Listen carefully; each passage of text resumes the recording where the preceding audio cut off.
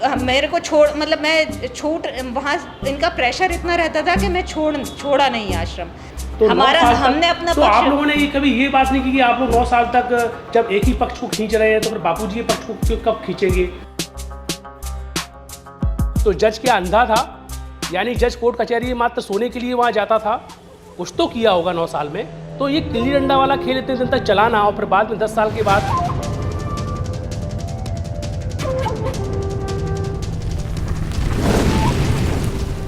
जब हम supreme court में खड़े हुए तो हमने ये कहा कि जो बलात्कार की धारा लगाई जाती है वो बिना मेडिकल एविडेंस के आप नहीं लगा सकते।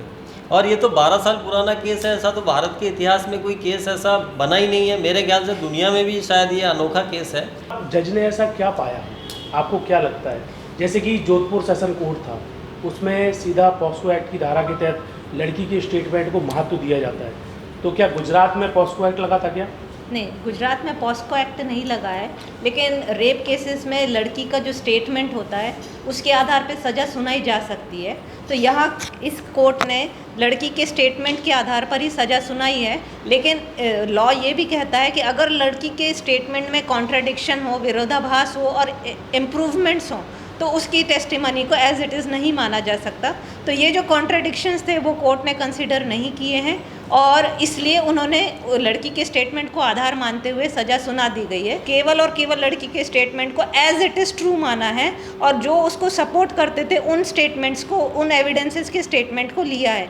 जबकि जो कॉन्ट्राडिक्शंस आ रहे थे या जो डिफेंस की तरफ से जो पक्ष रखा गया वो कोर्ट ने कंसीडर नहीं किया। अभी मैं आपको एक बात बताती हूँ कि जो लड़की की सगी बहन है, सबसे छोटी बहन, उसने कोर्ट के सामने सच्चाई रखी है और वो कोर्ट ने कुछ भी कंसीडर नहीं किया है। उसने बोला है कि लड़की को घर आने की पूरी छूट थी, उसको कई बार बोला गया। ये घटना 2001 की है और 2007 में वो लड़की आश्रम छोड़कर गई है। कि हमको अपनी गिरफ्त में रखते थे ये। हाँ, मतलब मेरे को मतलब मैं वहाँ इनका प्रेशर इतना रहता था कि मैं छोड़ा नहीं आश्रम। जबकि उसकी बहन ने बोला है कि इसको बीच में टीबी की बीमारी हुई थी, ये घर पर भी आई थी, तब भी हमने इसको रोका कि आश्रम नहीं जाओ, फिर भी ये अपनी मर्जी से आश्रम में गई है। तो ये लड़की का जो कंडक्ट है वो बहुत ही ज़्यादा संदेहास्पद है।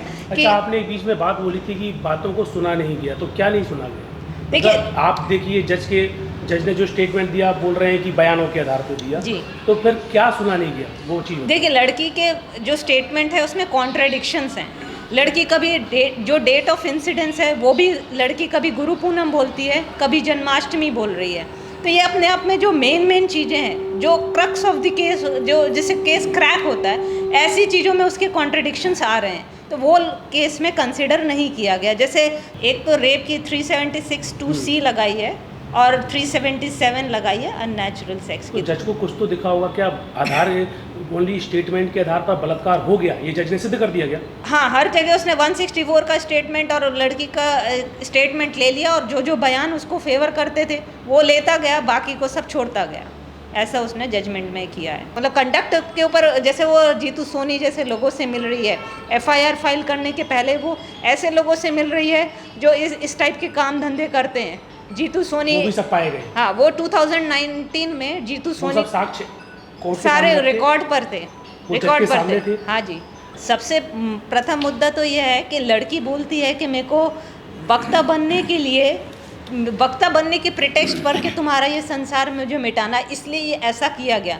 जबकि ये रिकॉर्ड पर है कि वो ऑलरेडी जुलाई 2001 में वो वक्ता थी। अगर लड़की इस प्रिटेक्स्ट पर अगर उसका रेप किया, ऐसा लड़की ने बोला है, तो वो तो ऑलरेडी कच्छभुज में 2001 में वो एज अ वक्ता वो वहाँ गई है और ये लड़की ने भी एक्सेप्ट किया और भी कई बयानों में कोरोबोरेट होता है। ये एविडेंस कोर्ट में रखे गए? हाँ जी।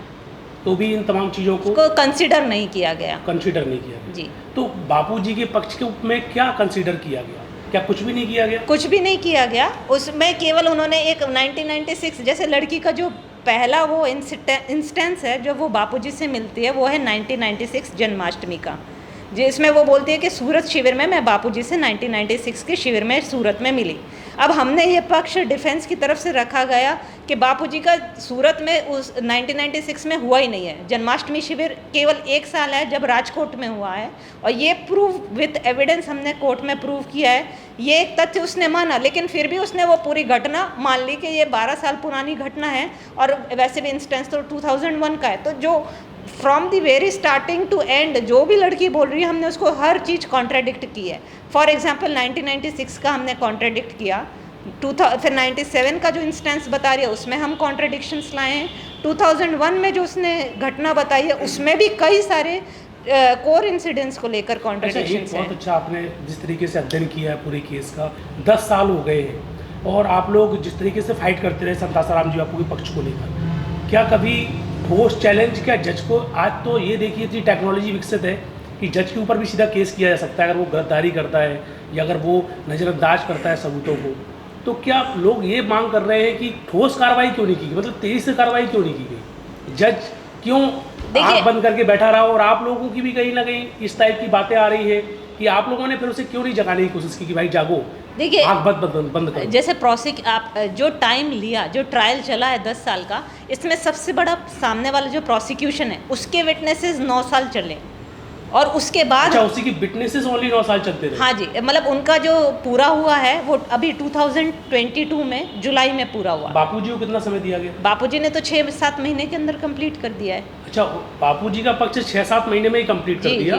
और वो भी, और उनके पक्ष के लिए जब बापूजी की बेल हमने सुप्रीम कोर्ट में 2016 में लगाई थी, तब सामने वाले ने बोला था कि हम 6 महीने में एविडेंसेस को पूरा कर देंगे, लेकिन 2016 से 2022 तक उनके एविडेंसेस पूरे नहीं हुए, और हमारी बेल एप्लीकेशन सुप्रीम में पेंडिंग थी, और इसलिए उन्होंने फिर जल्दी विटनेसेस चलाना शुरू। 9 साल हो गया जी।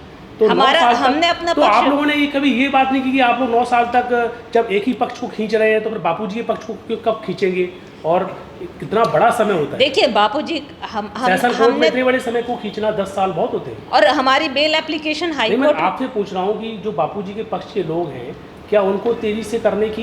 देखिए उसके लिए जो हाई कोर्ट में भी बेल जो अप्लाई किया था उसमें यह आधार लिया था कि इतना लंबा ट्रायल चल रहा है तो हमको बेल चाहिए। हाई कोर्ट ने 4 महीने का समय दिया कि आप 4 महीने में ट्रायल पूरा करो। अब जहां प्रोसिक्यूशन को इतना टाइम 2016 से जो ट्रायल चार्ज फ्रेम हुआ उसके बाद से जो ट्रायल चल रहा था, हमको केवल 4 महीने का टाइम दिया। उसके बाद भी उनको लगातार, तब तक तो प्रोसिक्यूशन विटनेसेस भी पूरे नहीं हुए, उनको हर बार एक्सटेंशन, कोर्ट ने एक्सटेंशन मांगा, उसको 6 महीने और एक्सटेंशन मिल गया। तो ऐसे कर करके उनको 31 जनवरी 2023 तक एक्सटेंशन मिला, तब जाके बापूजी को ये ट्रायल पूरा हुआ है। मानी जी देखिए, बहुत बड़ी बात इन्होंने बोली जो देश में आज चल रही है। देश में क्या है, काफ़ी लोग ऐसा सोच रहे हैं कि जो ये 10 साल का समय अंतराल रहा है इसमें कई गलतियाँ रहीं। देखिए तमाम चीज़ों को नज़रअंदाज भी उनकी भी नहीं की जा सकती है, लेकिन 9 साल तक ओनली लड़की का पक्ष सुना गया और बापूजी का जो पक्ष है वो कम सुना गया। तो सेशन कोर्ट में ये लोग 10 साल निकाल देते हैं और फिर काला ऊँची करके सज़ा सुनाते हैं, वो भी स्टेटमेंट के आधार पर। अब इस टाइप का जो गेम खेला जा रहा है सेशन कोर्टों में, तो आपको नहीं लगता है कि ये हल क्या अब निकल सकता है? शॉर्टकट में आप मेरे को देखिए, अभी जो बहन जी ने बताया तो उसकी जानकारी तो हमको भी आज ही हुई है और मीडिया में भी आज ये बात उठ के आई है। तो अब इसके ऊपर हिंदू संगठन जो है मीटिंग करेंगे और ये सरासर अन्याय हमें दिखाई दे रहा है। एक तो केस को इतना लंबा खींचना और केवल एक पक्ष को सुनना, और जो बापू जी इतने बड़े संत हैं, पूरे दुनिया में उनके इतने फॉलोअर्स हैं और उनके पक्ष को केवल 4 महीने वो तो हमारा ही मतलब हाँ। हमारी मर्जी था, हमने जल्दी उसको किया क्योंकि बापूजी अंदर है, इसलिए हमने जल्दी हाँ नहीं जल्दी किया, ठीक बात है, लेकिन इनको भी पूरा जो है वो मौका मिलना चाहिए था। केवल एक पक्ष को ही जो आरोप लगा रहा है उसको ही 9 साल सुनना, ये बहुत बड़ी अपने आप में एक बड़ा इस बात का संकेत है कि न्यायाधीश महोदय या तो किसी दबाव में काम कर रहे हैं या राजनीति से ये प्रेरित है। और मैं ये मानता हूँ कि इतना बड़ा फैसला बापूजी के ऊपर, ये न्यायाधीश के ऊपर कहीं ना कहीं कोई दबाव है। आप लोग तभी ये हिंदुत्ववादी संगठन से जुड़े हुए हैं, आप भी इन्होंने पूरा विश्लेषण किया क्योंकि इन्होंने केस का अध्ययन किया, हमारे जी ने ही बोला। आपको क्या आश्चर्य लगता कि 9 साल तक इतना बड़ा प्रकरण खींचना, एक तरफा ही सुनते रहना?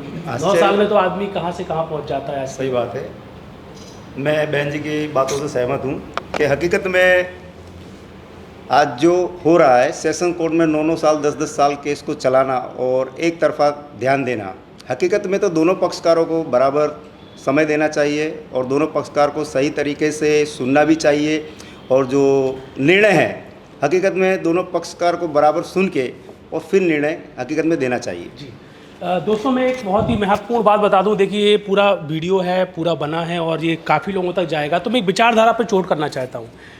10 साल का समय अंतराल हुआ, बहुत सारे लोग मेरी बात समझेंगे कि कहीं ना कहीं दाल में काला था। दोनों पक्षों की तरफ जज तो जिस तरीके से कटघरे में खड़ा कर दिया गया है कि वो गलत ही है, लेकिन जो लोग बोल रहे हैं कि इनके पक्ष को भी जल्दी से आगे बढ़ाकर सॉल्यूशन हल पर किया जा सकता था ठोस साक्ष्यों को रखकर। मगर एक सबसे अहम सवाल है, अगर गिल्ली डंडा ये लोग खेल रहे हैं तो गिल्ली डंडा का खेल 1 घंटे में भी समाप्त हो सकता है। 10 साल तक इस खेल को चलते रहना मतलब साजिश को अंजाम देने में सहभागी जज भी बने रहे, वकील भी इसमें सहभागी बने रहे कि खेल को, गिल्ली डंडा वाले खेल को एक दिन में ख़त्म मत करो, इसे 10 साल तक चलने दो। आखिर क्या सिद्ध करना चाहते? 10 साल में ऐसी कौन सी इनके पास कौन से साक्ष्य इनको मिल गए, कौन सी ऐसी बहुत बड़ी चीज़ें मिल गई कि पूरे ऑफिसर लग गए, 1000 ऑफिसर एक साथ लगे रहे। 10 साल तक इन्होंने पता नहीं गोताखोर की तरह क्या क्या हीरे मोती निकाल के लाए और बाद में पता चलता है कि लड़की के स्टेटमेंट के आधार पर ये बापू को सज़ा सुना देते हैं। 10 साल तक खींचना इस मैटर को, आप समझ रहे हैं। 9 साल तक गिल्ली डंडा खेलते रहना ओनली लड़की के पक्ष को सुनकर, तो जो खेल मात्र कुछ समय में ख़त्म हो सकता था उस पर ये काम करना, तो मतलब इसमें कोर्ट कचहरी भी पूर्ण रूप से कटघरे में खड़ी है।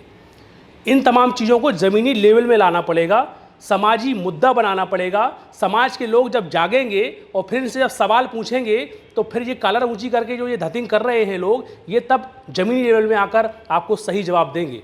तो इसका एक सबसे बड़ा मैं आपको एक पॉइंट बता रहा हूँ जो मेरा एक अनुभव रहा है। आपको ज़मीनी लेवल में उतरना पड़ेगा, जन जागरण का काम करना पड़ेगा, समाज को जगाना पड़ेगा। समाज में बहुत सारे बुद्धिजीवी हैं, कथित भी हैं और समझदार भी हैं, उनको समझाना पड़ेगा कि भैया ये 9 साल तक गिल्ली डंडा खेलते रहे। अगर बापूजी के पक्ष वाले गलत थे तो जज क्या अंधा था? यानी जज कोर्ट कचहरी में मात्र सोने के लिए वहाँ जाता था? कुछ तो किया होगा 9 साल में।